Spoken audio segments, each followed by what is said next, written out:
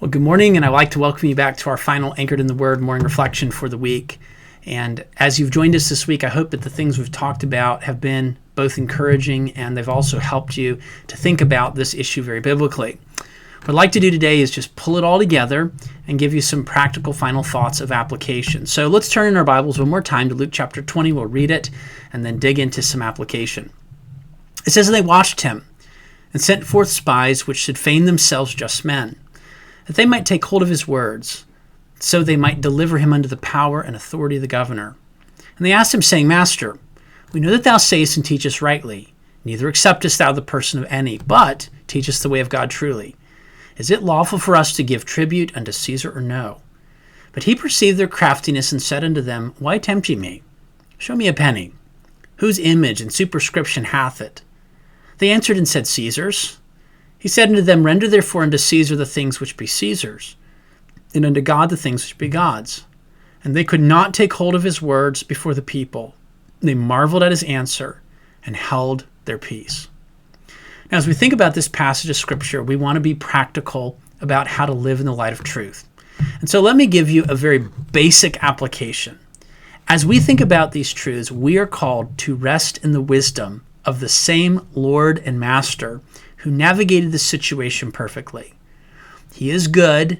What he has purpose to do is going to be established. It will be accomplished, and we can trust him.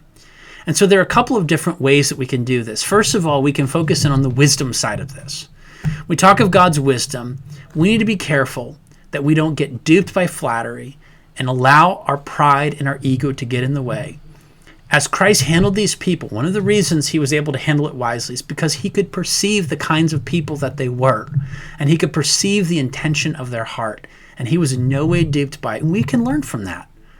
We need to be careful about how people frame questions and maybe how we are feeling compelled to have to answer those questions.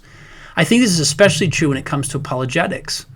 A lot of times when people who are very aggressive in their viewpoint, they're very contrary to Scripture in their mindset, they'll back Christians into a corner and ask them questions that frankly are not fair questions. They begin with an agenda. They limit the options. And Christians need to learn not to get backed into a corner and answer questions the way they're framed if in fact they're not appropriate questions. And so we also should not only should we learn how to handle others in those situations, but we need to be careful about the questions we're asking. Are we beginning with a bias? Are we beginning with presuppositions that are not valid presuppositions? Thirdly, we need to accept the answers that God gives. And we also need to accept his silence in areas. God is not obligated to answer all of our questions exactly how we demand them. There are some things he's silent on, and we need to learn to trust him with the silence. The second thing we're going to look at is not just the wisdom side, but the teaching side. What I mean by that is what Christ actually said. We need to be faithful to fulfill all of our ordinary duties.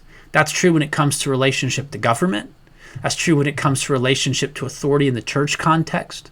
That's true when it comes to issues of authority in the home, husband to wife, children to parents, when it comes to employer to employee, employee to employer. Our relationships are instructed by God how we're to relate to one another, and we need to do it faithfully. We need to develop discernment to recognize the limitations of these institutions.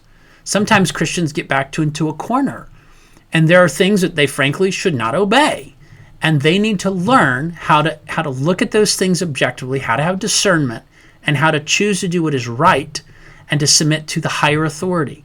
When government tells us to do something that's wrong, we don't submit to government. We submit to God. This is even true in a home context, and this can happen at times. So we need to be very, very cautious about this issue. We need to put God first in everything.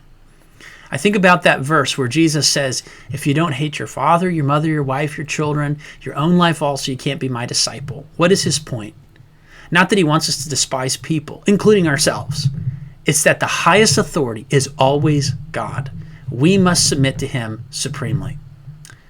Thirdly, we're going to look at this concept of providence. We need to learn to rest in the absolute rule of God over all things. When circumstances are outside of our control, when things get complicated and frustrating, and we don't know how they're going to play out, we need to just simply do what is right.